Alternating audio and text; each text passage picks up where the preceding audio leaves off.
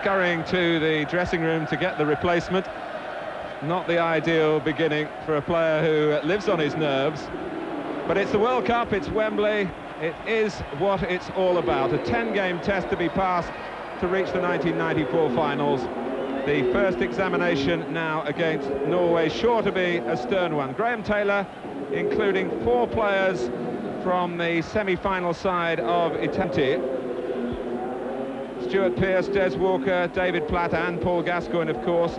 But of the 7 others, only Tony Adams briefly has played in the World Cup before. Even Chris Woods, a regular on the bench behind Peter Shilton, is involved on the pitch in the game's greatest competition for the first time. The side is somewhat structured to suit Gascoigne and his lack of match fitness. Andy Gray. Yes, I honestly believe that England will line up in that formation. I think they'll ask David Batty to protect the 2 centre-backs in that holding position. I would fully expect Lee Dixon and Stuart Pearce to bomb forward at every possible occasion, as they won't really be needed back there, as I fully expect Norway just to play one up front. Ian Wright and Alan Shearer. A strike force to test this Norwegian side. And they are very relieved that Rune Bratseth survived a rigorous workout this morning, vital for his leadership as well as his defensive strength. This the same 11 which produced that famous victory over Holland. An English angle, of course, in Tottenham's Erik Thorstvedt and Gunnar Halle of Oldham. Just one out-and-out forward. We expect Göran Sørloth, whose 14 international goals include that winner against the Dutch. Yeah, one change as well tactically, you're right, Martin, from the team against the Dutch. Number 11, Jakobsen, who played up front with Sørloth against the Dutch, will be asked, I'm sure, to play on that left-hand side, play with 4 at the back, as opposed to the normal 3, bringing in number 5, Bjornaby.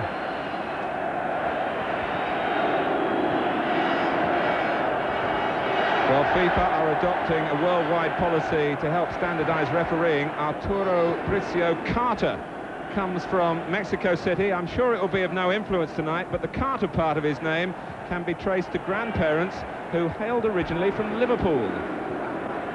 They get everywhere, those Scousers, don't they? They really do.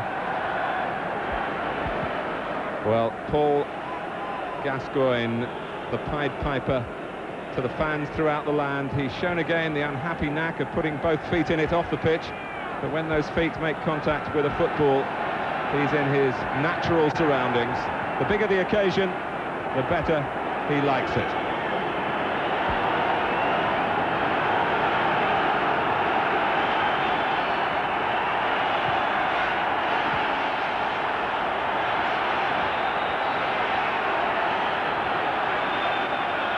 Norway to kick off then, against the 1990 semi-finalists who set off on the greatest adventure the game can offer, the route towards universal recognition that only the World Cup can bring. The pitch has been slicked by some rain in the last hour or so.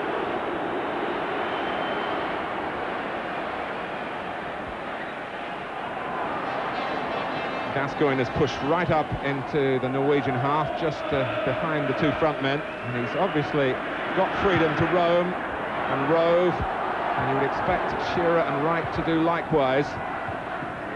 And England looking for the fast start here that can unnerve even the most confident opposition, and certainly Norway come into that category. Played 3, won 3, and doing serious damage to the Dutch in Oslo. There's Göran Sørloth, who scored that decisive goal at the expense of the Dutch. Looking quickly at the England line-up, Martin, early on, it is fair to say that Paul Gascoigne looks like he's just been given licence to go wherever he likes, with Paul Ince, David Batty and David Platt operating in a narrow midfield. And I just feel that for England to capitalise on the width, where I think the Norwegians are suspect, that Stuart Pearce and Lee Dixon, there's a big onus on them tonight to get forward. Bjornaby pressed by Shearer. Norway with no real tradition. They've never reached the World Cup finals or indeed the European Championship decisive stages. But their current coach, Egil Olsen, has brought about a remarkable rise in their fortunes.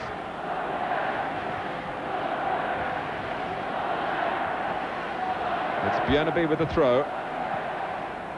And Undoubtedly the senior players lifted for Norway by the experiences at Peterborough last night of the under-21s, who got their first win over England at that particular level and deserved it.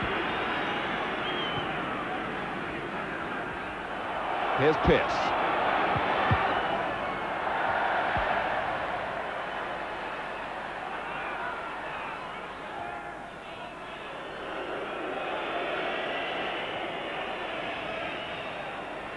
Adams. Chance to re-establish himself, rebuild an England career that seemed to have ended with 19 caps in the past. He's only played twice under Graham Taylor, both to do specific jobs against the Republic of Ireland. Pearce. Now Dixon. Picked up off little Micklund. Roger Nielsen got away with that challenge. I think what they're saying early on, the Norwegians, they look quite happy to me to play four at the back against England's two. And that does give licence for anyone's player to get forward and join in.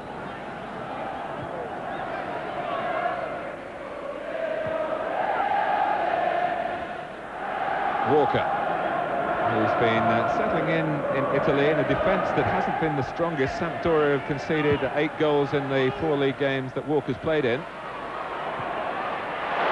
Here's Wright. And it's Platt for England. Just couldn't reach it. But a real boost of confidence, isn't it, from an England point of view? The 3 people you would expect to open them up, the 2 front men combined very, very well. Lovely little diagonal run and great awareness from Ian Wright, and that's what David Platt's on the side for. But the conditions just rob him of the chance. But wasn't that typical David Platt? And although Gascoigne, we talked about the freedom for him, Platt has other responsibilities in the middle of the pitch, but well, I don't think he'd be too rationed in his arrival in those areas. I think, as I say, I think only David be the one who's asked to be more disciplined than any of the others.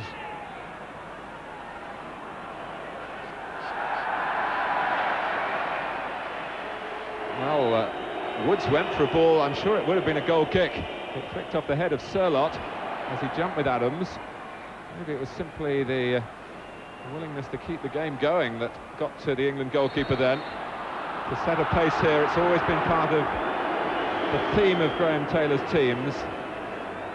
To play the match at a quick tempo, forward pass if possible. That's not to say just to thump it forward, but to take the game to the opposition. Bradsett, whose fitness overall must still be in some question. And how ironic that Norway might be troubled by a player operating in a game played at the weekend. England, for once, had the luxury of 6 days together. I'm just looking at Paul Gascoigne. He wants to get involved in everything. He's actually playing up front in a 3 up front situation at times.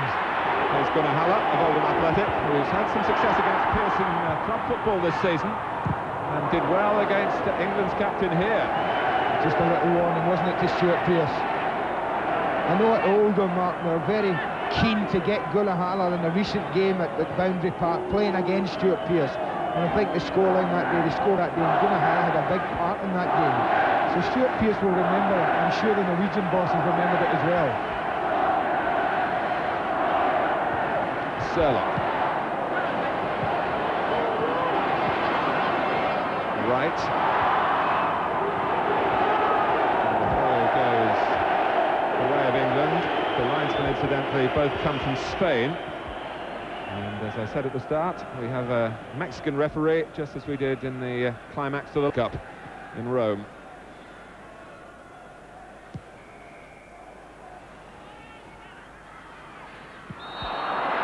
Nielsen launched himself towards the ball, but went bumping into Shearer before he got to it, and it's a free kick to England. I tell you what, why don't Stuart Pearce just have a dip from here, you know? Early on in the game, goalkeepers hardly touched the ball, slippy conditions. And of course he's beaten Tor Svet here at Wembley before at the other end of the ground. Adams back and tried to steer it with a little too much angle as it turned out. And others were moving into the goal area. super ball from Gascoigne, wasn't it? Great vision. Pearce. And Gascoigne, his mere presence improving the attendance here, which won't be the biggest that Wembley has had for a major match, but never bigger than it would have been if his name hadn't been all over the papers this morning and on Graham Taylor's team sheet when it was announced yesterday. I think it is important that he plays well from England's point of view, but for me it's just as important that the front two, Ian Wright and Alan Shearer, get it together and are vibrant and alive and are very competitive, because that... It's Batty's ball, trying to get it over the top of Norway. Shearer, well met by Bratsett. That's the type of contribution they were so anxious to have tonight, Norway. What I was saying there, man, if the front two click for England, that would be more important, I think, than Paul Gascoigne playing well. Lee Wilkins was right when he said earlier, I think with all the hype, people might tend to expect too much from Paul, but that man in the picture, Alan Shearer and Ian Wright, are bang on form. We know what to expect, and we should expect something like that tonight from them. The Shearer start could hardly have been more spectacular with Blackburn Rovers. He scored in his last 6 games for his club, 9 goals over that period. Ian Wright not too far. And here's his Arsenal colleague Lee Dixon getting the ball to Gascoigne. But he couldn't return the compliment.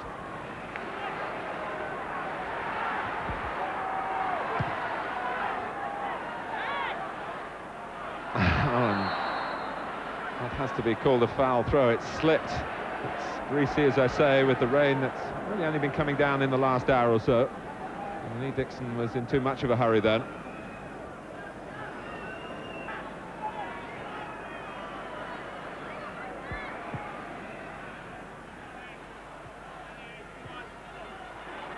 Well, that's good news for Wales. Mark Hughes got the goal early in the second half.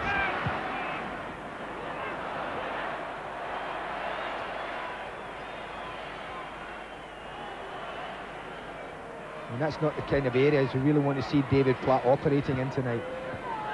We're only really Goran Sorloth up front for the Danes. They want to be pushing, and I'm sure I saw Tony Ashton players forward. He doesn't want extra players back there. Him and Des Walker are quite capable of dealing with Goran Sorloth. So it's important that they push as many men forward as they can, England. Nielsen's header for Norway. Here's Platt. Ince coming into the middle. Oh, and it was met so sweetly by Shearer, but it flew straight at the goalkeeper, too sweetly perhaps. Well, that's the areas we do want David Platt working in, isn't it? Up in the opponent's last third. Great little ball from Gascoigne there, and he's clear.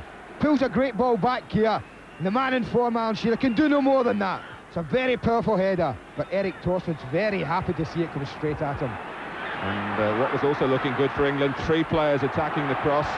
Ince and Wright were there as well. When you talk about the expectations that England have for Gascoigne, they're not really diminishing his approach to the game. He has the capacity to rise to the occasion. Gascoigne with the golden touch. He started well. Paul Ince playing for England for just the 2nd time.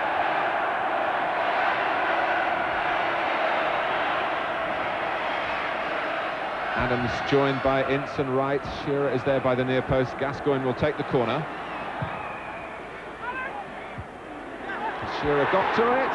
Wright came in. England had so many players there, it seemed just a matter of who would put it over the line. It's now gone over that line behind for a goal kick. Well, I think Tony Adams will wonder why on earth he hasn't put England ahead there. Yeah, shaking his head. He doesn't normally miss from that type of range. They bypass the front post here, looking for Alan Shearer, who's peeled away, and it's him that gets the header in there, keeps it in. Tony Adams is up, trying to knock it square instead of going for goal, and Ian Wright just can't get there. And it was Inge Britsen who was playing them onside.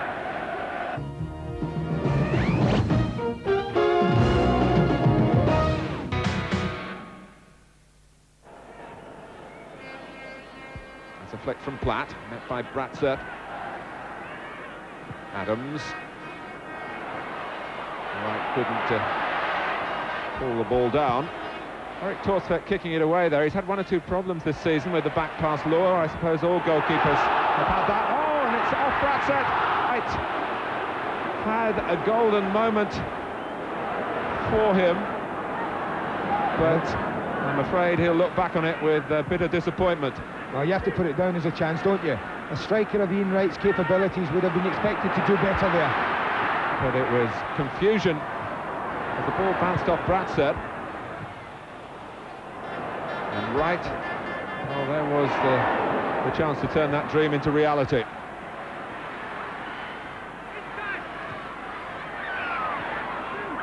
Platt trying to prevent the pass from Micklund.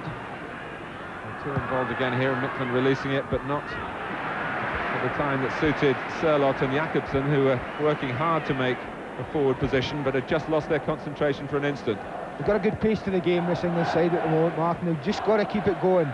You do feel that something will drop their way. Every time they get into that last third, the conditions aren't making it easy for defending, to be honest, but the Norwegians have looked nervous to me at times. And this was Here's the example, yeah, of him getting mixed up. It drops very nicely for him and completely misses it to Ian Wright. He knows it was a chance. Dixon's ball, not deep enough. Norway here before, on one occasion in 1980, beaten 4-0. The players came with their cameras to get snapshots for the family albums. It was a tourist trip. Of course, they tried hard in the game, but they didn't expect a great deal. They didn't get anything. But this is a different kettle of fish. This Norwegian team, bound together by the organisation of Egil Olsen, the coach, an eccentric character in many ways. Right. Well, he can head it back that way. Just, if it was much lower, it might have been counting as manifest, which could have meant a yellow card for Nielsen and an indirect free kick for England. But the referee taking a sensible view of it.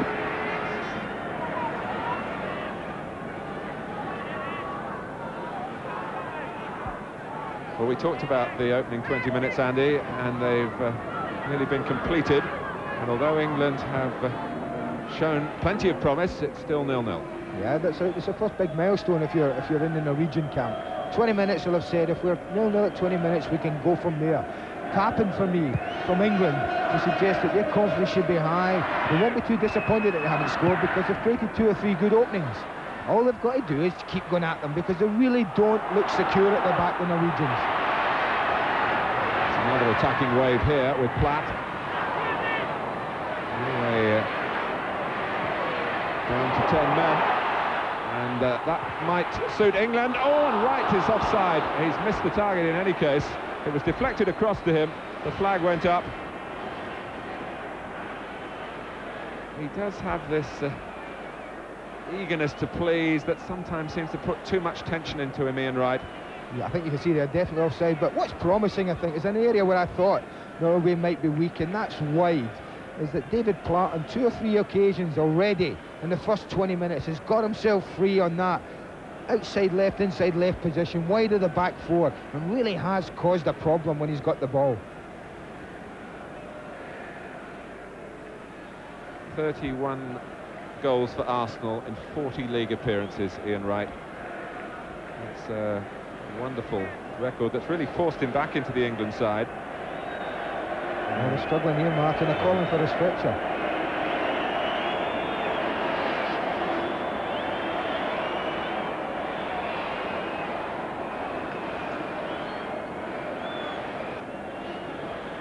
Look, Tom, and his players don't often, when they go up and come down like that, they don't often stay down unless they've had a nasty blow.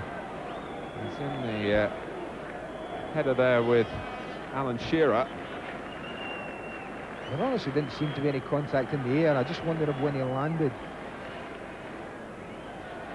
it just winded him a bit. Well, he's up, it's Pedersen. Doesn't need the stretcher, but he's got to sort it out off the pitch. And they're stripping off the substitute anyway. He's taking his tracksuit off. I just wonder if they've they've decided already, listen, it's too big a game to risk you being groggy if you're playing another back four. Well, the logical replacement is Henning Berg, who was on standby to play instead of Bratzett. Well, they'll be hoping now that nothing happens to Rune Bratzett. Otherwise, they could have some problems.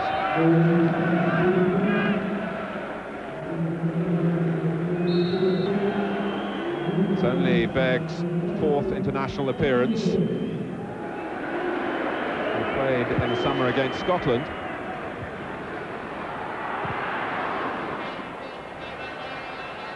Björneby.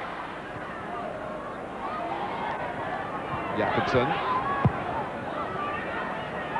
Sørloth looking at Adams rather than at the ball. Adams wasn't distracted. It was Rekdal who got a foot to it. Ince. Back from Shearer. David Batty goes with aggression with that bristling haircut. But that's unlucky, but that I feel is the areas I've got to try and exploit. Lee Dixon, for me, doing the right thing there, looking to get forward and in behind the Norwegians. Egil Olsen having supervised the substitution.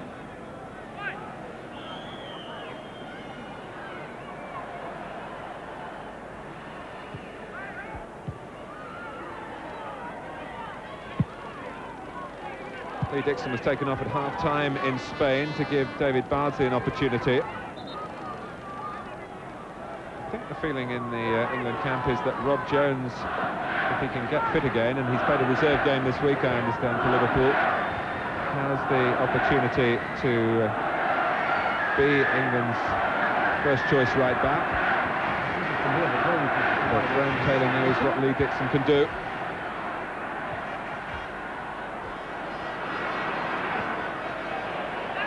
The medical bulletin on Pedersen, problems with his nose and with his teeth. And Berg, his replacement.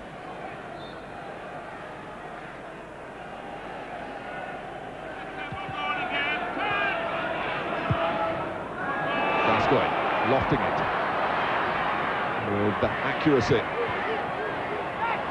He's up in support as well, and he gets a free kick. A little bit of showboating with Gunnar Halle. Well, it's still there, isn't it?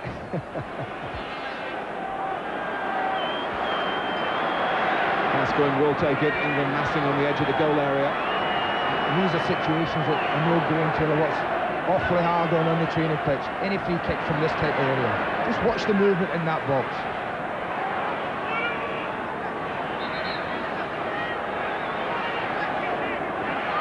20 minutes to go in the first half. In delays. So Posse in the middle, move again.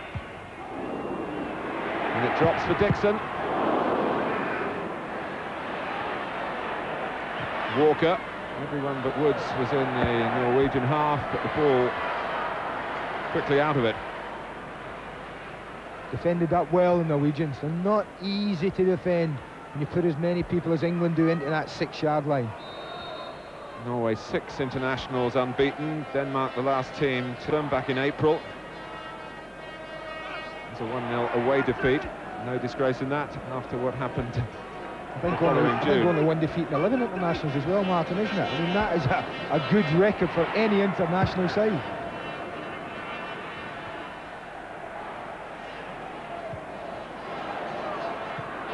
Shearer. An indication of the firmness of the pitch.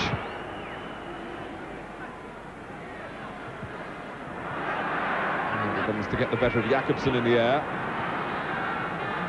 This Woods wasting no time in kicking it, and that was a wise decision because Sørloth was going to try and close him down if he elected to have the second touch. Everything that Gascoigne does provokes a reaction one way or the other. This time it's from the referee, and it's a yellow card for Halle. I think he was committed the first foul about a couple of minutes ago on Paul Gascoigne. I think it was unfortunate. I don't think it was a particularly bad foul. No affection there from Paul Gascoigne, but I think committing 2 such fouls in quick succession. The referee of sarcasm. Oh, definitely.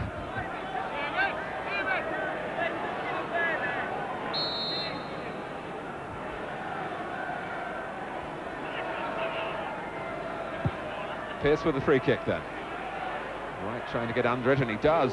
Shearer was also attracted to the ball, thinking that maybe Ian Wright wouldn't make it. Of course, he's got goals in this famous stadium before, the Palace in the FA Cup final, in the Zenith Data Systems final as well.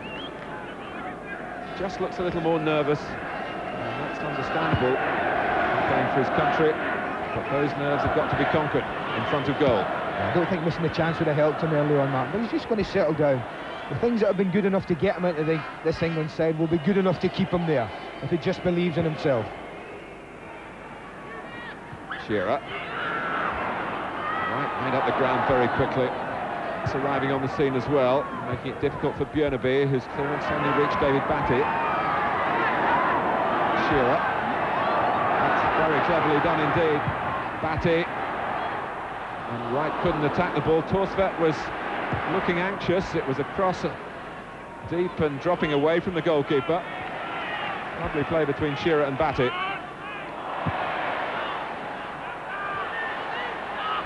Jakobsen coming through the middle. It comes off Walker. Sørloth is...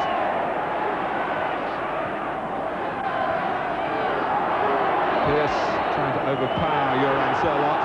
And now the referee steps in again, but not initially to produce a card, but to give a free kick to Norway. Sometimes when one player from one side has been booked, it's a natural reaction for the referee to feel that he's got to follow suit. Well, they're getting ambitious, Norway, because 2 against 2 at the back. If England win this quickly, they could be really on. Came off Haller, and it's a goal kick.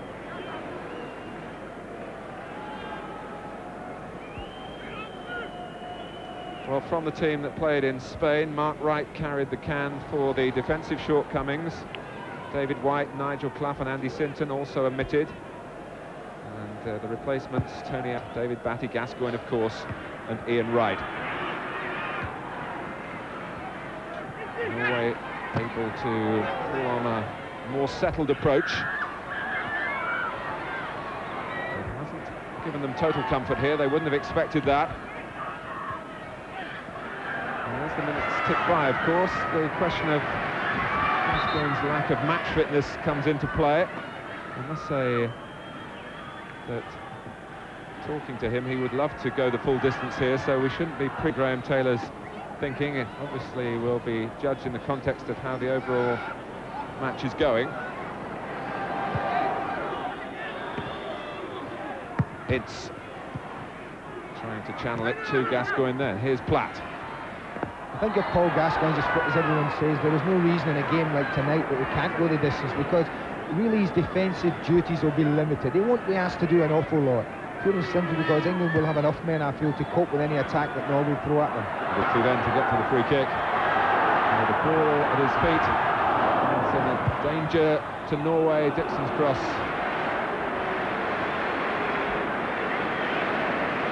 Gascoigne's really become a talisman for England in the World Cup. The last time he played in the competition, of course, the tears in Turin.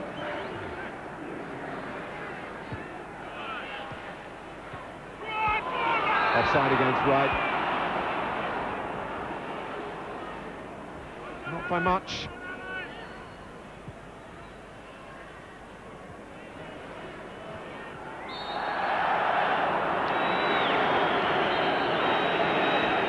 Eric Micklund, not much of him, but he's a very busy midfield player. This is Björneby. And that's rocketed into the outside of the goal.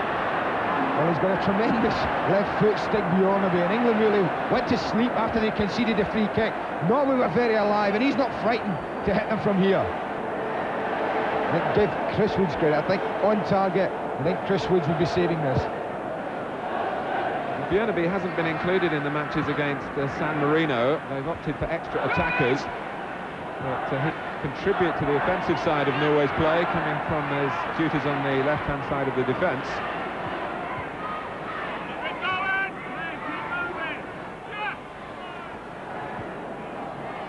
Dixon.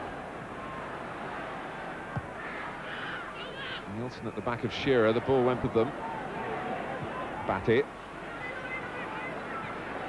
who last played for England, of course, as a right-back against Sweden. Much happier to be in his natural habitat of midfield. Ingebrigtsen. Accurate ball from the captain's wrong foot up to right. England half hoped for a free kick then. And the referee didn't see it that way. Here's Mikland. Begg. Looking towards Sørloth, who is the type of player who can screen the ball with his back to the goal. They call him the Norwegian Mark Hughes. And let me just remind you that the real Mark Hughes has given Wales a valuable win in Cyprus today.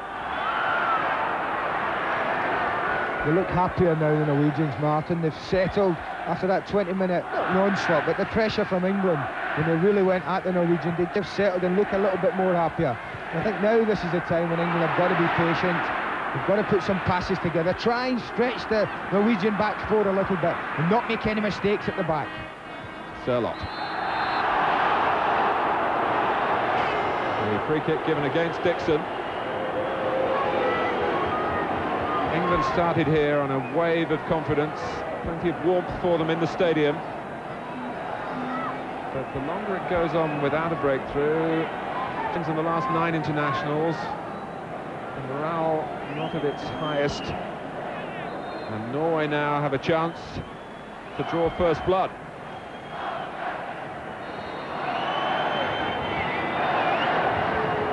Ingebrigtsen is there, Sørloth, and the left-footed Nielsen. It's Ingebrigtsen, and Chris Woods pulls it out of the air in the nick of time. Good height for him though, this is, Chris Woods. Nice height for him to take.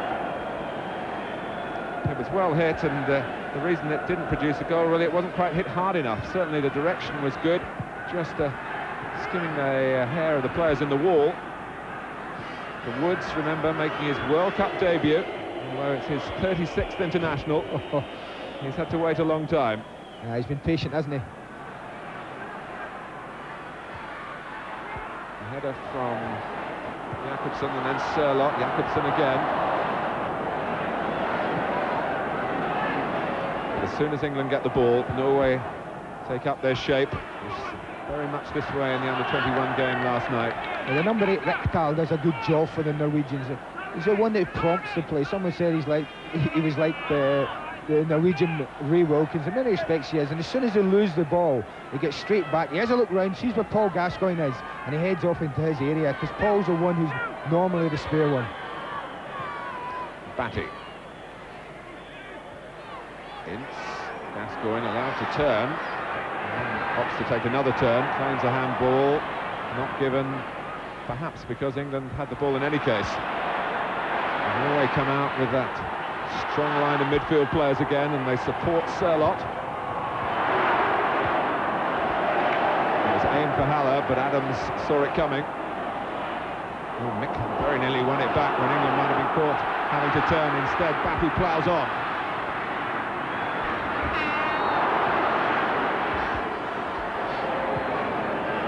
Alan Shearer is moving to the right, but perhaps not quite quickly enough to give Batty the right angle. In any case, England get the free kick. It's exactly what he was looking for. A little bit of width on the right-hand side. There was none there for David Batty.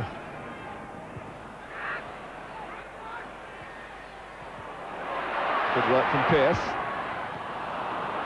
Not so from Wright's attempted cross. But he got into the wide position. Graham Taylor saying, when questioned about the absence of natural wingers, that it is a team responsibility to use the full width of the pitch. Offside. Too far forward is Shearer. Yeah, and I think England have definitely got to be patient now. I think the Norwegians will be quite happy. Any straight ball down the middle. And I think people like Roger Nilsson and Rune Bratseth and Henning Berg are quite happy to deal with that sort of ball. But given this selection tonight, it is quite ironic that the guest of honour is Sir Stanley Matthews.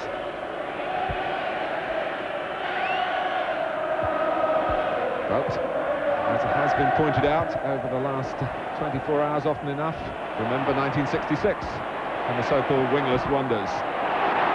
Batty.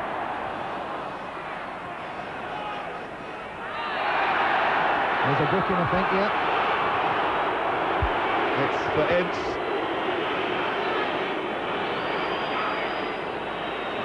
David Platt, coming the senior citizen, to try and calm down a much younger, in terms of international experience, teammate. Ince at times can be reckless, and it was an ill-judged tackle, even though in the end he hauled in the ball. Both feet flailing. He's certainly picked a team of competitors, as Graham Taylor, hasn't he? I look at this side, I see people like Tony Adams, Stuart Pearce, Paul Ince, David Batty, Paul Gascoigne, even Alan Shearer and Ian Wright. Every one of them real competitors and have a real desire to succeed.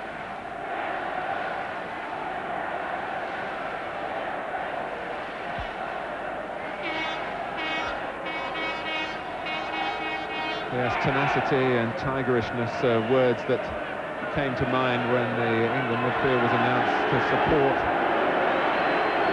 Paul Gascoigne. I'm not so sure how bad that injury is. I don't think it's a tackle. He seems to have a knock on the side of his head there, so I honestly think he'll be up and about and getting in. For Ingebrigtsen. Well, I think he's picked the wrong fella. It was not Ian Wright. It was Paul Ince who brought him down. I don't think you'd better be too impressed with that little show. He's had plenty of them in his life as well. You're right, he's picked the wrong person. Well, if there's something wrong with you, the message is to go off from the referee. Have another look at the incident. As Ingebrigtsen fell, was the foot in there from Batty as well? That I think he just falls against the back of his heel, doesn't he? Yes. And that's certainly looked like boot to right eye, or right eye to boot. With half-time approaching, though, Norway won't be too keen to be sitting there with 10 men. Bjørnebye, put out by Dixon.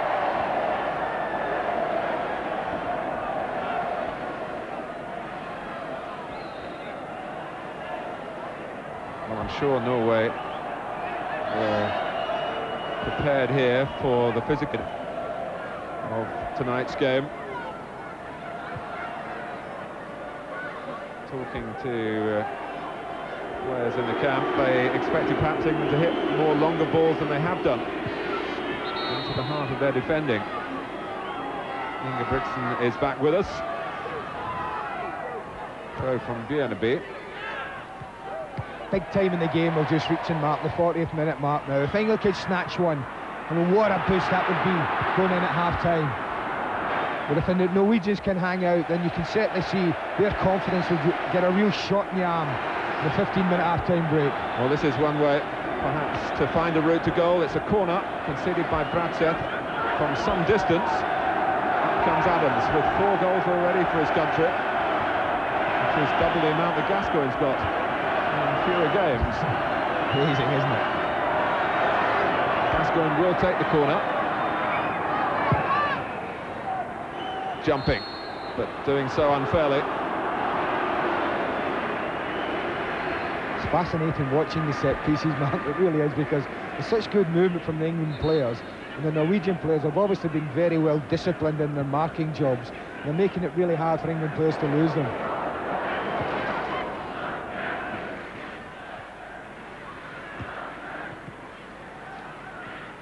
Ince beating Mikland. Looking for David Platt, who is the only England player to score 6 internationals. 4 goals for him in that run. He stayed in the centre as well, as Ince is on the ball again. Right. That's a lovely chip for Ince. Here's Platt. And, well, he could have teed it back for Ince, but Platt characteristically looking for the goal himself, and it was a fine try. Oh, and a great little move from England. It's all on this ball from Ian Wright. That's a lovely little tuck in, you're right, he could be looking for it to knock it back, but not David Platt, he's looking. And again, Eric Torsvett right behind it. Look at this, super little ball in, lovely knock across the goal. 3 touches, that's great play. Well, Gary Lineker lost now to the international arena, but David Platt's penalty area power is there. And England looking as though they might lean heavily on it again in this match. Haller for Selot. He has to do this type of work in the way that Norway play it. Here comes Bjerneby, already one terrific hit at goal from him. And now as he's sent tumbling by Ian Wright. It's a free kick, what, 2 yards outside the penalty area.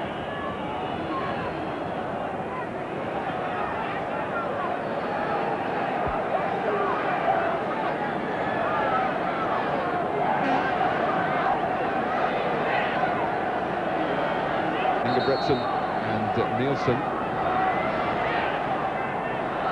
addressing the ball. Ingebrigtsen takes it, and well, the game stopped for a second then, as though the players were waiting for the referee to call a halt.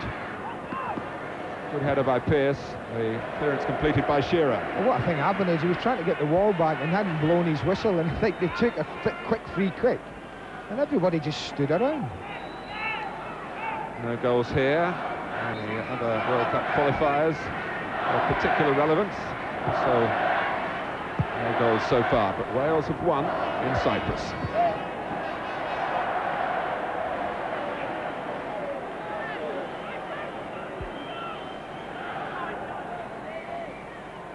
Two minutes left in the first half, and a little bit of stoppage time on top of that with the injury to Pedersen. Quite a bit of stoppage, won't there, Mark? There's been one or two lengthy stops. But having defended quite deeply in the first 20 minutes and somewhat nervously, Norway have got into their stride. Egil Olsen will be pleased about that. He's got a gambler's instincts, a great poker player, they say. That'd be a great quality for managers to have. Over Sørloth. Wilkinson putting the ball back towards where it had... Sørloth again. Bratseth had stayed forward. Thanks kindly for Shearer. England breaking. Gascoigne to the left. Wright trying to make an angle to the right of Shearer. Dixon with the early cross, and Thorsvedt able to command the situation there. A yellow card for Gascoigne for not really going for the ball.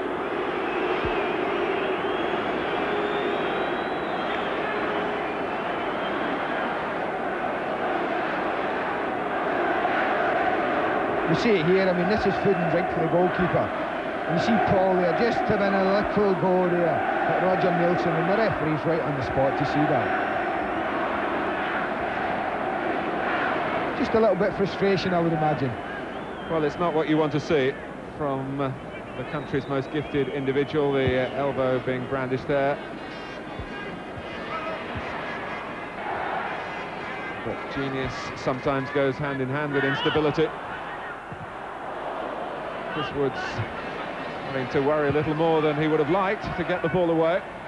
I just wonder as we approach half-time, Martin, if it goes 0-0, if we go on 0-0, will Graham Taylor try and change it? Will he try and alter it this early in the game? Will he try and look for a little bit of width? He has Paul Merson and John Salako on the bench, and it must be something that is going through his mind. Will he judge the half on the first 20 minutes or the last 20 minutes? Well, I don't think in a particular part, but they had any real great width. Adams off his head, so although it looked an awkward situation. It's good defending that, Martin, though, from Tony Adams. I think he felt he knew he had to win that ball. It could have been a foul either way. In fact, it's been given in Bratseth's favour.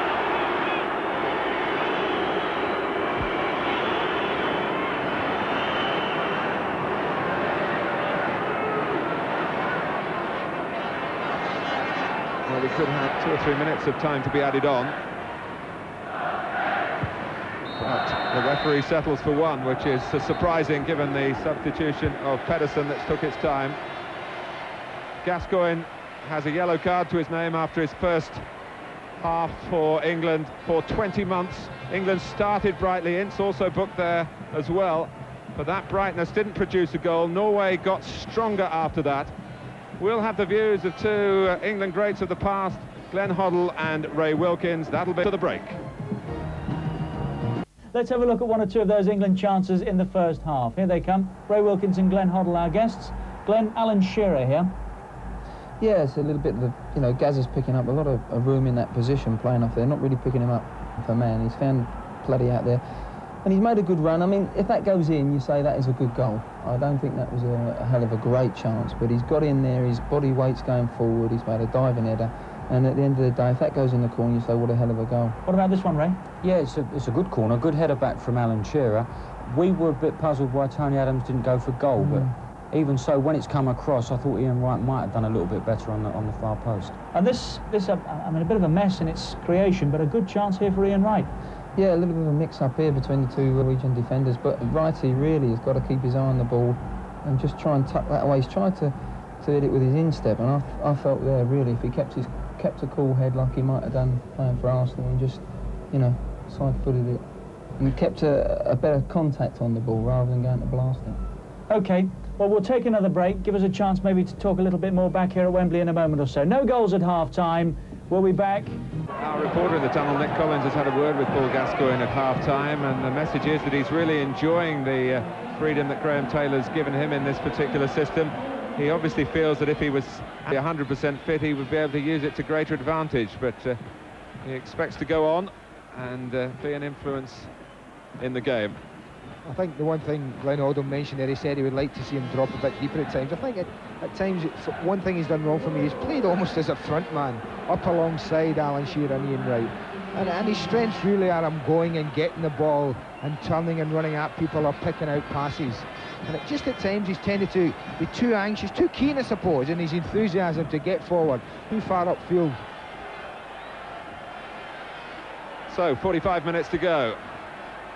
Norway, who have moved up the world football ladder from the ranks of the minnows, a country with a population, what, the 12th the size of England, with players who predominantly have to go abroad like so many Scandinavian nations to ply their trade. But after a rather tentative beginning, when they rode and were grateful that England couldn't maximise the opportunities that came their way, Norway certainly finished the half much more together. It's not in their nature to take the game too much, home or away, to the opposition when the opposition are of reasonable calibre. Will make San Marino the exception to that. I was just thinking, I don't think it was such a bad thing if the Norwegians got a bit of confidence and started to put one or two men forward. It might just allow England a little bit of space for them to exploit. Here's Platt.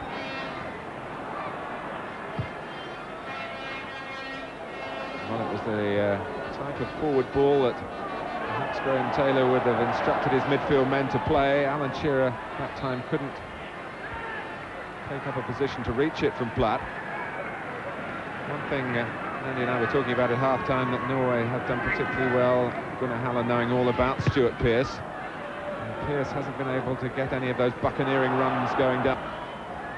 Halle's kept him in his sights. Here's Adams. I mean, if I honestly had Stuart Pearce on my side, Martin, I'd be screaming for him to get forward. When England have the ball, I wouldn't be worried about where Gunnar Halle is or what he's going to do. You see these marauding runs that Stuart makes when he plays for Nottingham Forest, and I just don't see enough of them in an England jersey, and I'd love to see him do that, because he'd frighten the life out of the Norwegians, as he does many English club sides.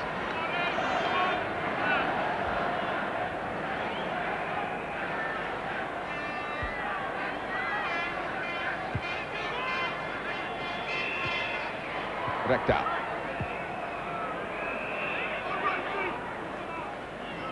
There are signs on the far side of the ground that John Salako is limbering up.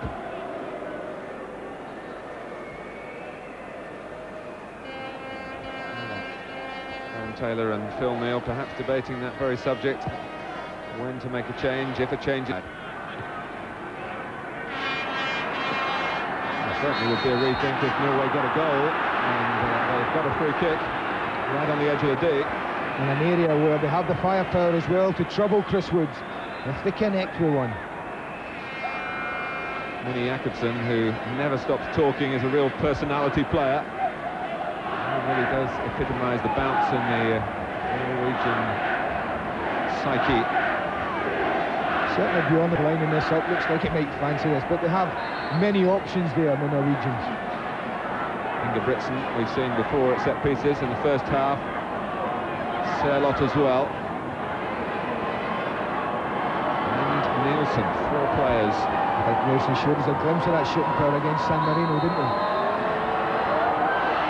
But it's Bienabe, well blocked by Dixon, who contributes a second time. England out. And it's Gascoigne who's dragged Bratseth across. As it comes off Norway's captain to Batty. Gascoigne again, trying to slide it through to Shearer. Ingebrigtsen, who ran over the ball before the free kick was struck, wouldn't have expected to be back in that corner of the pitch quite as quickly. England came out with pace and menace. But the Norway side didn't half get back well in numbers as well. Showed a great desire to get back and try and hold England. Managed to do that. Just held up Paul Gascoigne enough for the rest of the team to get back in there. Well, that's a vital match in this group, and that's a very interesting score with Poland flexing their muscles. It's turning out to be quite a section. Shearer, one right, it's skipped away in front of him. There's no failing on Wright's part in that. Just couldn't get there quickly enough. Yeah, great early ball. Great early ball. He knows that as a striker.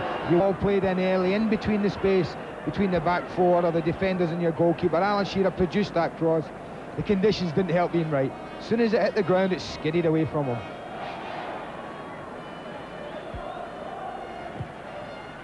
Adams, for the most part, taking Sørloth, and judging Thorstvedt's clearance well then.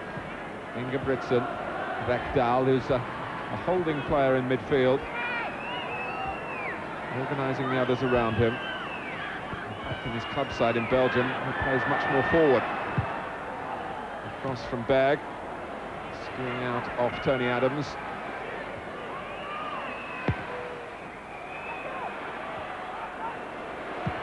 Shot from Rekdal, and it was a fine try.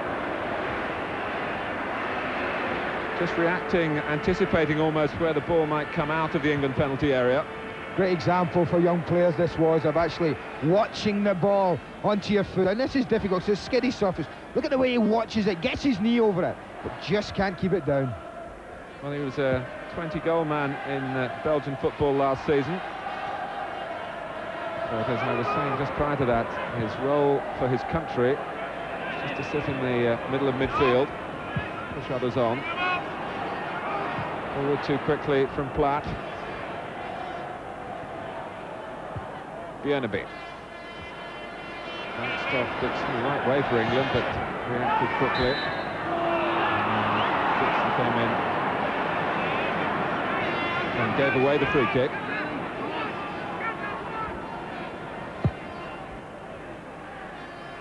It's a long, long road, this qualifying group. Bigger groups for the World Cup this time.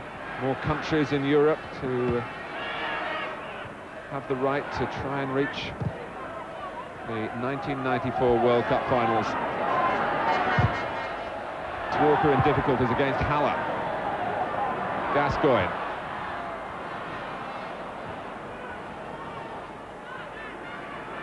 I think there are priorities for England tonight. I think all English supporters would want their team to play well and give a good footballing performance, but the most important thing from them is definitely a result. I mean, they just can't afford to lose a game. And I think any victory, no matter how they achieve it, will go a long way to giving them confidence for the next game.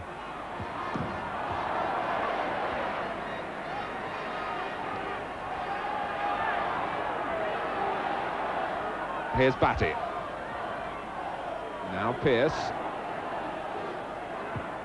Norway holding the line on the edge of the area. And Wright quickly challenged by Berg.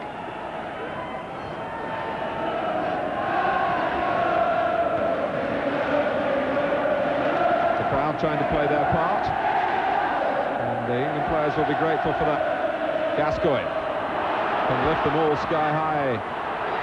Ince tries to steer it beyond Thorstvedt. Doesn't get many goals, but the ones that he does get are usually memorable.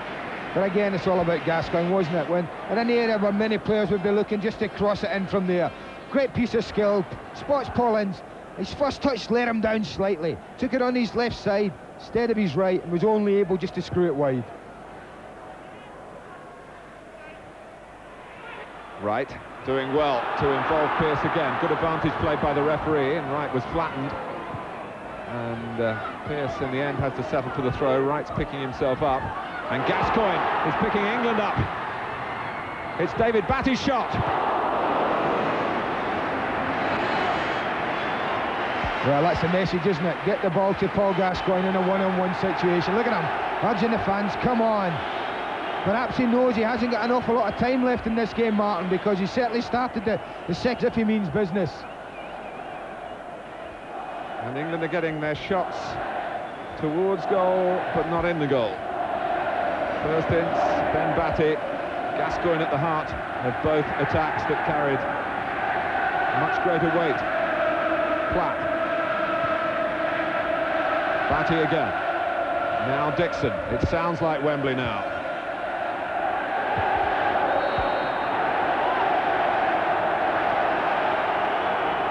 Crowd of just over 50,000. It would have been a lot less if Gascoigne hadn't been picked. We all know that. But he's not just here for the box office. He's here to get on the ball. Free kick to England. Not Gascoigne's responsibility this time. He joins those in the centre.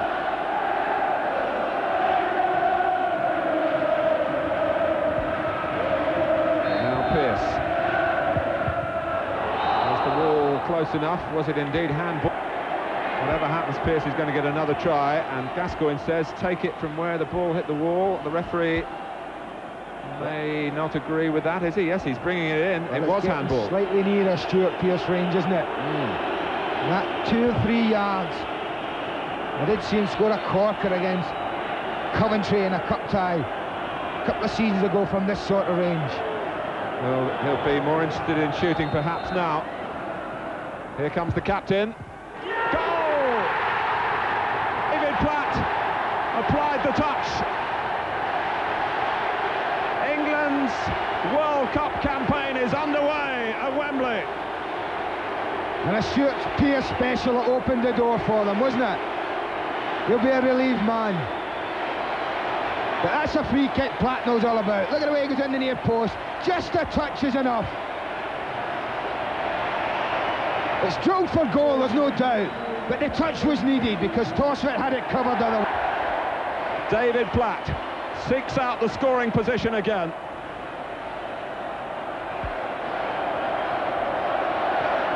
England 1, Norway 0. Now this will test the Norwegians. We've had just over 10 minutes in which the signs were there before the joy was here for England.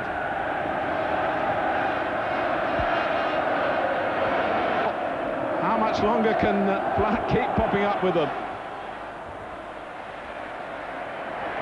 As long as he can, says Graham Taylor. His run is extended. 5 consecutive England goals, all to David Platt. 2 in Finland. You think back, the only goal in the European Championships, of course, the one here against Brazil, the finals got underway, and now, in the context of the World Cup, one of the heroes of Italia 90 for England, as we look towards USA 94. Batty.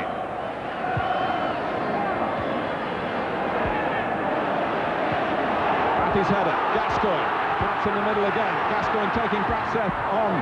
2 players both straining for fitness, both straining for the ball. Well, if anything, Kane looked the fitter as well, didn't he? He'll need a rope to get him off. Well, this is now, there's a spring in the step now of England players. There's suddenly new belief there. They're 1 up, the crowd are behind them. Another goal now would surely see them home. Gascoigne's corner, Torsvett is nowhere! Oh, it's headed off the line by Micklin to stop Shearer making it 2-0. Well, they've got to keep the tempo of the game up now, England. They've got to keep the pace up, not let the Norwegian side settle.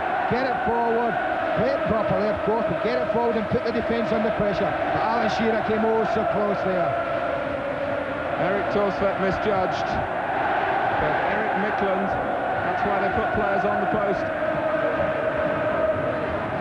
Otherwise, Shearer would be celebrating. There's not much of Micklund, as we've said before, but it was enough for Norway. Sørloth. It doesn't have to be if you do that job properly, Martin. He did it excellently.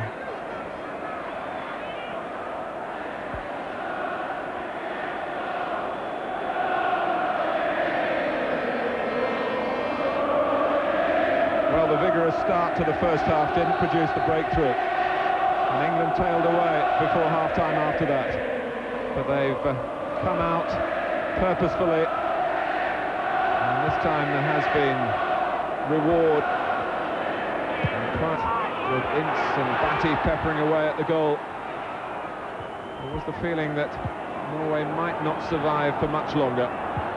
Enter David Platt.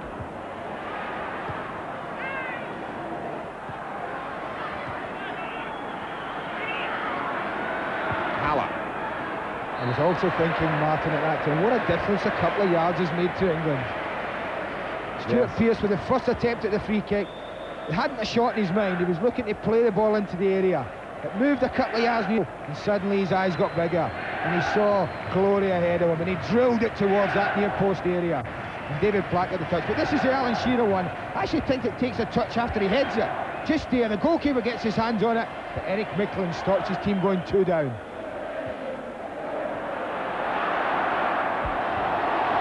Right.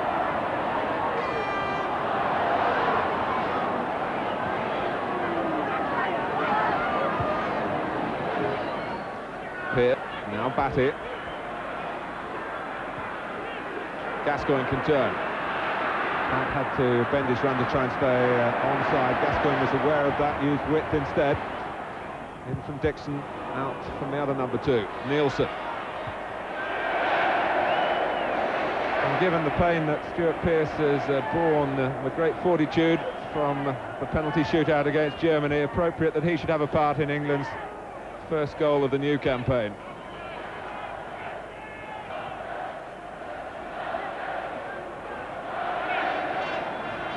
An hour gone. England 1, Norway 0.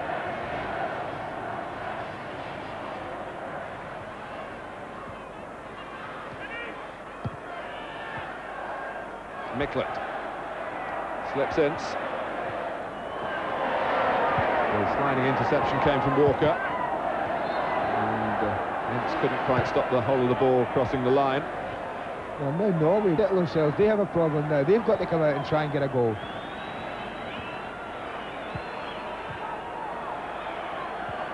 Rekdal.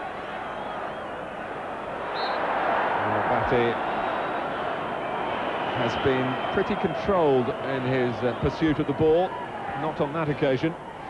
The referee just pointed towards the top pocket as a warning, but has kept the card inside. Nielsen takes the free kick. Back to Red Haller. Off the head of Pearce. And that's a corner.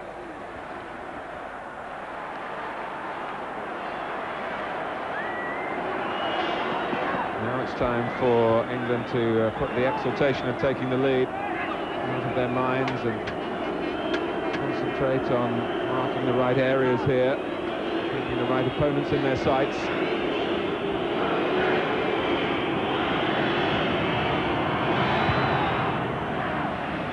That looked a push, but the referee has given nothing. Looked a push to me too, but Tony Adams there showing his concentration, wasn't going to be thwarted there. He was going to win the ball ahead of Rune Bratseth there.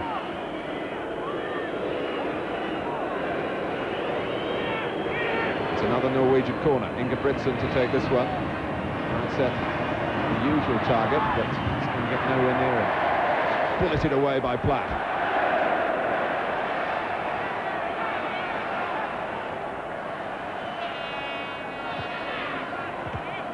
Gascoigne, beautifully done, linking up with Wright. Still Gascoigne, Beggs in trouble, it's got to be kicked by Thorstvedt. England were sensing more blood then. Less pressure on Woods, and very well delivered by the England goalkeeper.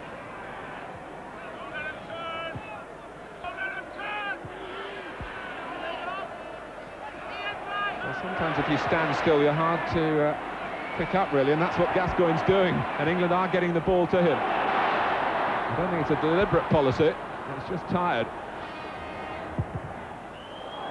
Batty's attempted cross, and then get only a throw.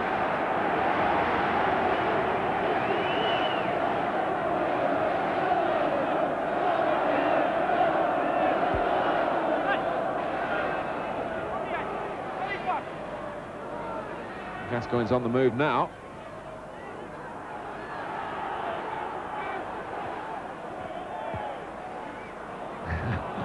But when fully fit, he would have made a better attempt to try and keep the ball in play.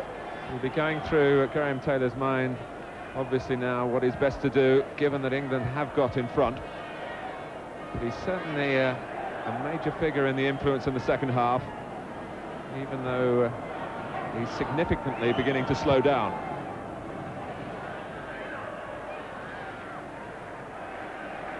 It's all about concentration at the back now for England. They've got the goal, they've played for an hour now, they're 1-up. They've just got to concentrate at the back, not make any silly mistakes, and you can see them actually going on and winning this game. I'm not so sure the Norwegians could produce a goal in normal play if England concentrate and don't make mistakes. They have got in Leonardson, one of their substitutes, a midfield man with more of an eye for goal, who's played in matches against San Marino. More forward-looking player from midfield. It may be that he will be introduced. There's only one more substitution, of course, available to Egil Olsen, with Berg on early in the match for the injured Pedersen. Ingebrigtsen, Batty, harassing the life out of Norway again. Mikland. Ian Wright coming back, and Mikland trying to bend the ball down the touchline. Miscalculating. And I think if he had a substitution in mind early in the second half, he certainly would have shelled it for the time being. Graham Taylor, they want the team just to settle now. You know, obviously Paul Gascoigne's the one we're all looking at. How's his legs, how's his tiredness, how are his lungs, is he holding his own in there? We won't want a mistake from Paul when he's tired to cost England.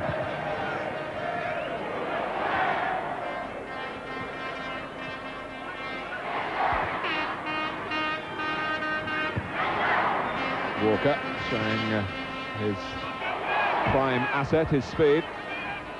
Bjerneby.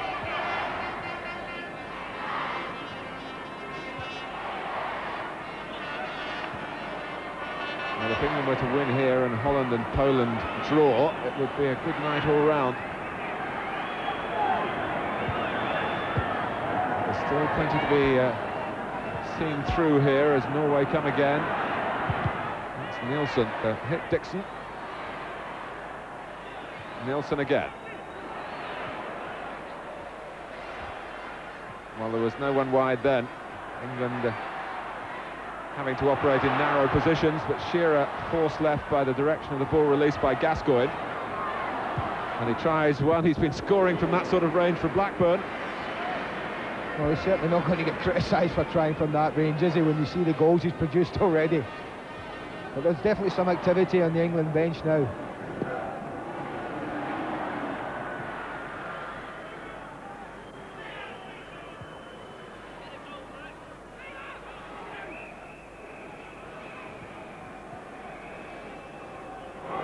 Paul Merson is the player that Graham Taylor is going to bring on, and one would assume that it is for Gascoigne, but we must wait and see.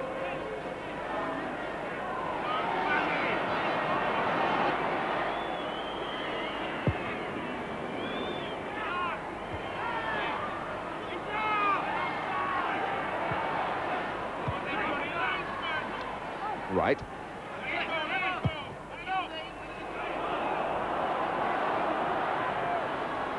Here's Shearer. He's made his own luck. England may make their change. And it's the board that we look at with great interest. It's going to be a corner. It's number 10 that's being held up, not number 8. He's disappointed, isn't he, Ian Wright? You see that as he walks off. He's very, very disappointed, not to say distraught. The team are in front. The chance is given that Norway have got to push out, that England might get other opportunity.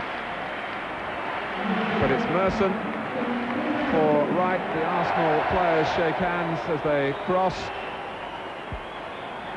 And the game will restart with a corner.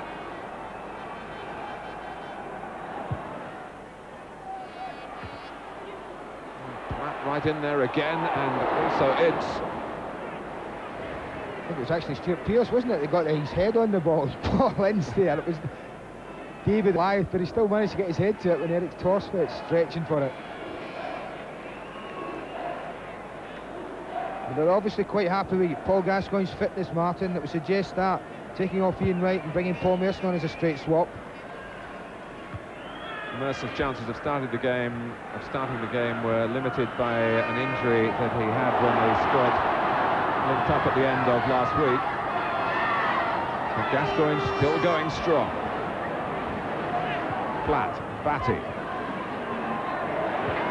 Gascoigne again. Batty for Pearce.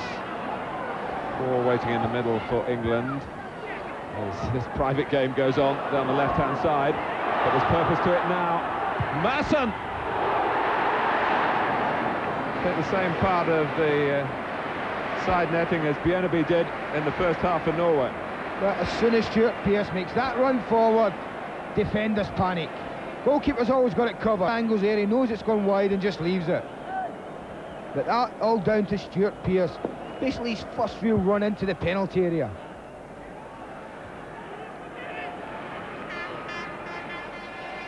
Micklin.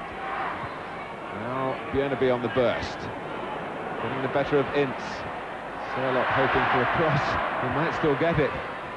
Jakobsen. Norway committed players into England's penalty area then, as they have to do, of course. That might suit the counter-attack as Shearer links up with Batty. Merson, who brings a wide variety of options to England in the middle of the field, and literally wide as well.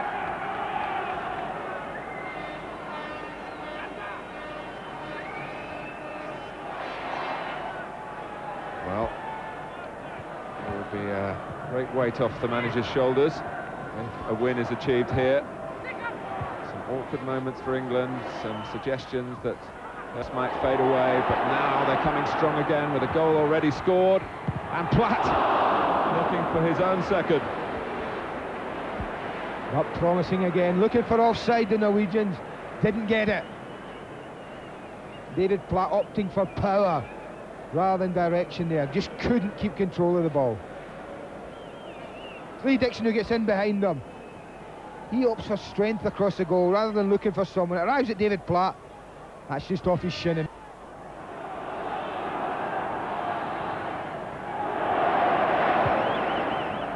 Shearer.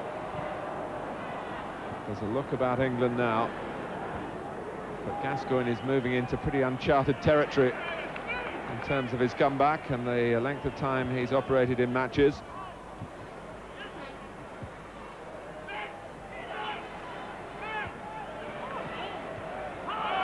But he radiates such belief that for that alone Taylor will want to keep him involved, perhaps. Well, there's the one player there who can just produce a piece of magic, Paul Gascoigne, and just be a little player and produce a ball that might just open up Norway again, and I think that's probably why he's keeping him on there as long as possible. Looks shattered, but I think he's got plenty left in him. He'll sleep well tonight. He never sleeps, don't we, Steve?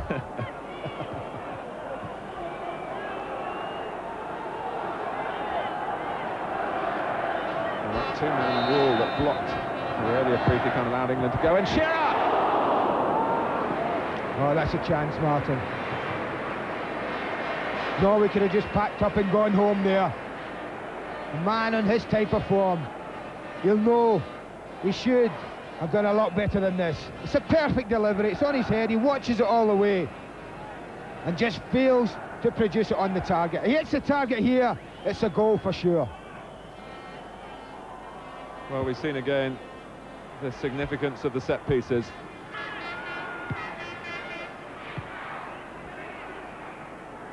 I think that's something that every team that plays against England has to work on an awful lot, because I know England put an awful lot of time into the set pieces. Pearce trying to thread it down to Ince. Stopped by Gascoigne. He's found the second wind. Shearer now, he's got to try and support the strikers. Shearer's target was Merson in the end. And Paul Gascoigne wasn't too happy. He was just looking for him to tuck it back into his run on the edge of the box. What's he looking for? It's amazing that he's playing. It would be sensational if he scored.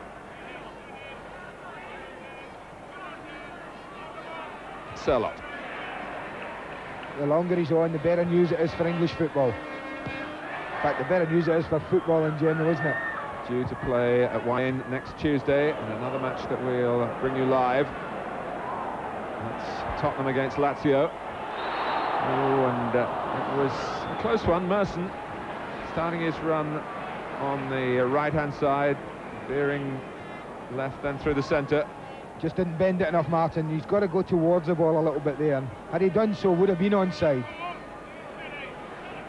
Micklund.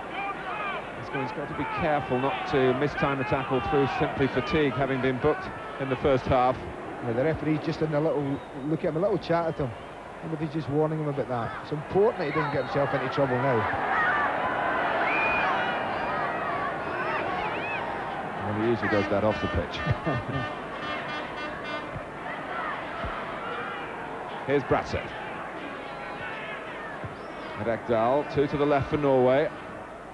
England mustn't be lulled into feeling that the job has been completed here. 15 minutes to go. Jakobsen.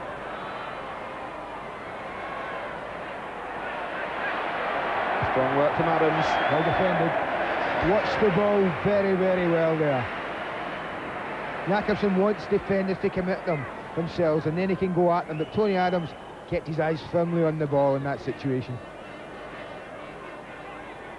Well, his character as captain of Arsenal has been shown so often, but here's Rekdal. It's a great try! Oh, I don't believe it. What a strike that is. He's got no right to shoot from there on that ball, let alone score, Martin. It's taken the wind out of England's sails. Kjetil Rekdal with a goal in a million. Well, I said if England kept their concentration, I would see them only winning, but I didn't allow for a strike of this quality. What makes it difficult? Look at the way it bounces. It's a half volley, but not even a proper half volley. It's on when he connects with it, and that flies in the top corner. Quite an incredible strike. Well, one of the great goals at Wembley in the World Cup, but it's come against England. And they're making a substitution, Martin. Micklund is going off.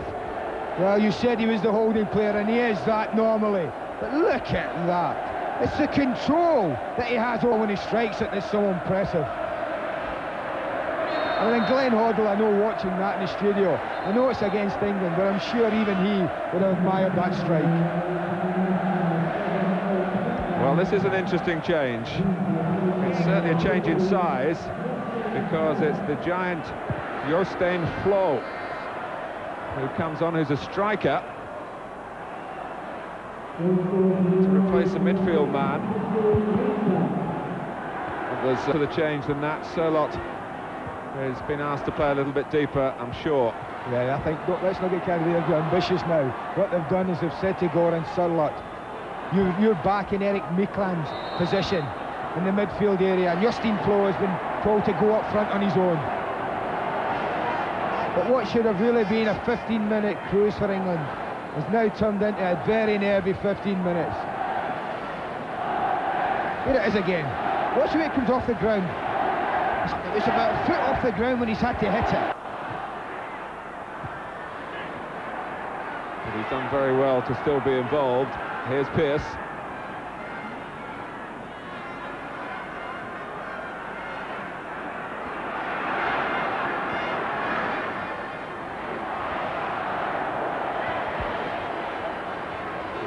Suddenly now the Norwegians can see a bit of glory staring them in the face.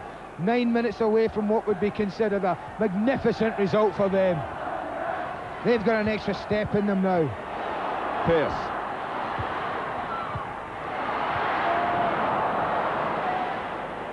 Here's Batty. And again, plenty of life in him. Dixon. Lining up in the middle, and Gascoigne's too far forward and is adjudged offside. Well, they're getting plenty of men in there, England. You've just got to keep it going now.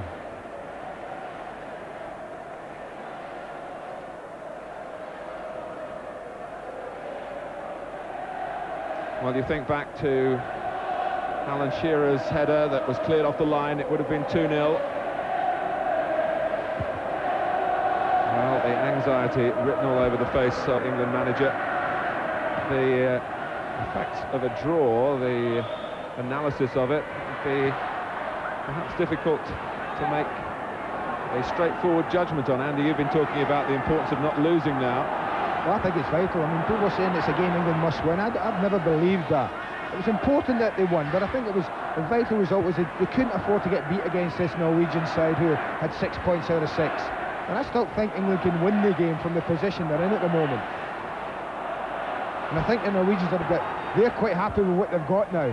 And it's just a matter of England plugging away now for the next 7 minutes and seeing if something drops for them. Ingebrigtsen. His shirt being pulled by Ince. Well, Norway, who have come into this match with a "we have no secrets" philosophy. They've been very open in their training, in contrast to England, incidentally. And they've been quite happy to tell anybody who listened that a draw would do them very indeed. And it looked, when England went in front, as though they might not have the resources to get that. But Rekdal really came up trumps. Now Ince. Jakobsen getting back to stop Dixon. And in fact it's a throw to Norway. A few more seconds go. Well, they won't be in a hurry to take this. The referee's trying to get them to hurry along here and take throw-ins, and it may be that he considers they'll add some time here because they've been wasting it. There's no way you're going to get the Norway players running after the ball when it's their throw or their free kick. They try and use up as much of the clock as possible. There's Gascoigne trying to play it through to Shearer, I think was his target.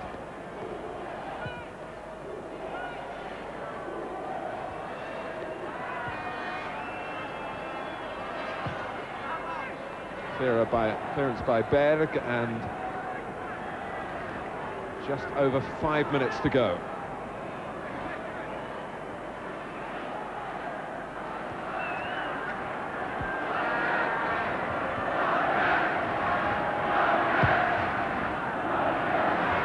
Adams. Steered on by Shearer. Merson, who is of outstanding goals. He's got a real portfolio of them at Highbury. They sent Tony Adams up, yeah. They sent Adams up there, Martin, yeah. Adams gets to it. Bradsett commanding there when Norway needed him. Walker. Ingebrigtsen hoping that will run. Thorstvedt will make sure it does, despite the dogged determined lap. Well, Thorstvedt's got happy Wembley memories. He played here in the FA Cup semi-final, Spurs beating Arsenal, of course. Great day for Gascoigne, that. A winner in the final itself against Nottingham Forest. And then he played subsequently in the Charity Shield, which was drawn. And it could be another draw for him here. 4 games at Wembley without defeat. Well, there's plenty of time yet.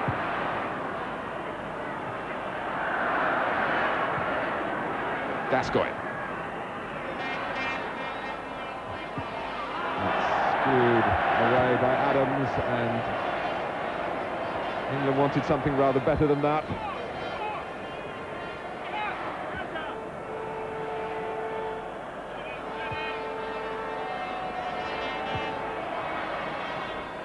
Haller.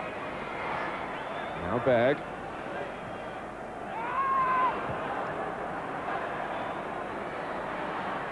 Sørloth.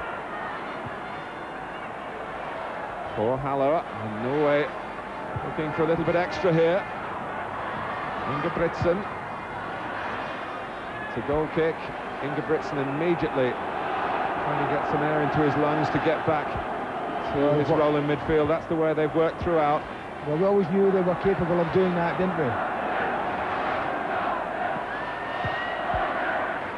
Gascoigne's dummy, beautiful. Shearer. Tired legs now, and Bratset has some as well, and he settles for a throw. He's limping. They've really asked him above and beyond the call of duty to play in a game where his presence was so vital. Gascoigne for Pearce, and it's behind. A little disagreement between captain and Gascoigne then. I think what Paul's problem a lot of the time is that he sees so many things. He's such a gifted player that the other players don't really see, Martin. And it's unfair at times when Paul's critical of other people. But it was the challenge on Pearce again, characteristic of the way Norway had worked.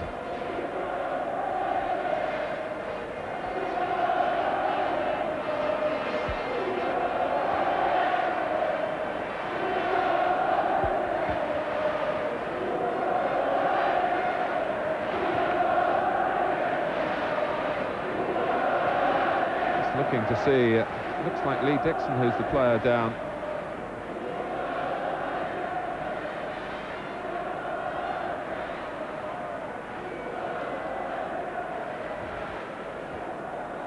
Well, it's giving England the chance to just galvanise themselves if they can for one final effort. What it has done as well, though, Martin, to be fair, it's allowed Rune Bratset in particular to get his troops, rally his troops. He's had them all together there, a little huddle, his midfield players and his defenders, as if to say, come on boys, one last push. And it looks as if England are going to take one last push. If Lee Dixon doesn't make it. Palmer has taken part in all of the last 8 internationals with so many changes. That's quite an achievement. And he might have a part to play yet, though be it a small one here. Well, Rekdal is going to go home a hero. Egil Olsen will be hailed genius who sorted it all out tactically. But what for Graham Taylor?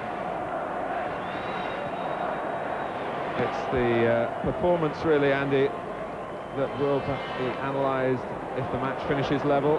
How would you sum it up?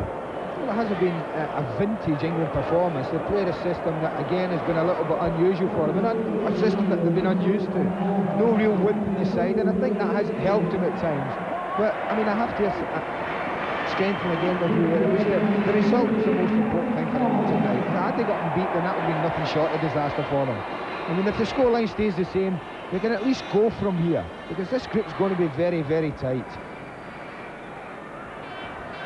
And there are 2 countries to qualify, remember.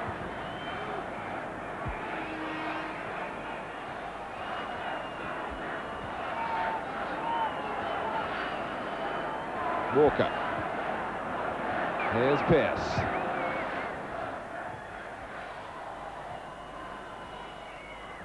Batty has really stuck to his guns in midfield. And when he's got hold of the ball, he's kept it simple, and his passing is undervalued. Batty again. Well, England hesitated, hoping for a free kick. Flo reversing it cleverly. It'll stay in play for Sørloth. Jakobsen alongside him. That's all he's wanted, Goran Sørloth there. He knows he ain't going anywhere, he just wants somebody to come and tackle him and put it out.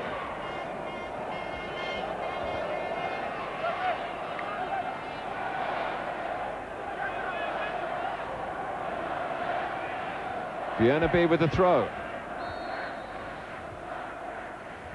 Free kick given against Flo. Oh, they won't mind that, Mark. Free kick 95 yards from their own goal. They're quite happy to concede free kicks there. Back behind the ball now. Launched by Chris Woods. He felt in the first half the referee could have played more injury time than he did. He's letting England go on here. Shearer. Oh, that's magnificent defending, Martin. It really is. Ingebrigtsen. He's gone down with cramp, and astonishingly the game is going on. But Jakobsen to toe in to that tackle to rather rescue the referee, I think. But England looked then, as they built the ball up beautifully, as though they might have fashioned something in stoppage time, but they've been held here in their opening World Cup qualifier. Graham Taylor greets the final whistle with a smile for Egil Olsen. Norway's nerve held against the combined efforts of the England team and the Wembley crowd. David Platt gave them the lead. Paul Gascoigne certainly justified his return, but the win that looked as though it would materialise ended through an outstanding goal, a moment of sheer quality that Gascoigne himself would have been proud of from Rekdal. England then unable to fully capitalise on the lift given by Gascoigne's inclusion against opponents who were always prepared to sit back and soak up pressure. There will be contrasting interpretations, I'm sure, of inability to win a home tie. Graham Taylor's critics will point out, I'm sure, that England's last 10 internationals now have produced only 2 victories. Others will see value in avoiding defeat. Norway, I'm absolutely sure, will be thrilled. They're going to their supporters. In the past, they've been whipping boys to previous England teams. In truth here, there were times in both halves where it seemed that England would get it right on a very big night. When the pressure was being mounted, the chances were created in the opening 20 minutes and not taken. Similar story in the early stage of the second half when Platt did score. But then along came Rekdal to ruin the chances of a win for Norway. 7 points out of 8. England with 1 out of 2. Turkey and San Marino here in November and February, respectively.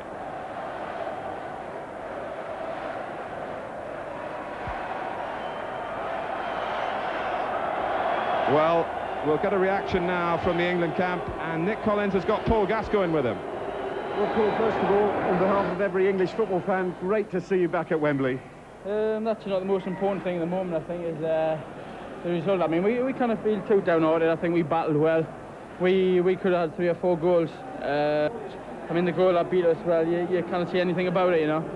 From a personal point of view, though, your performance must have given you a lot of satisfaction. Well, I like to play with the team myself, and I can help that way. Also have a good game myself.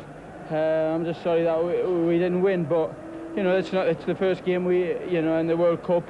Fantastic turnout, fantastic, and we've just got to turn them draws into wins. Well, that's right. You said it's 10 games, not just 1, isn't it? So England's still very much on course for the World Cup. Yeah, we're on course. I mean, we've got the next game to look forward to as well. There's another 9, and if as much effort as we did there, then hopefully we can qualify. The fans really seem to enjoy it, a performance that brought a lot of pride back to English football. Yeah, they enjoyed it. It's just disappointing that you can't argue about goals like that. Nobody can argue.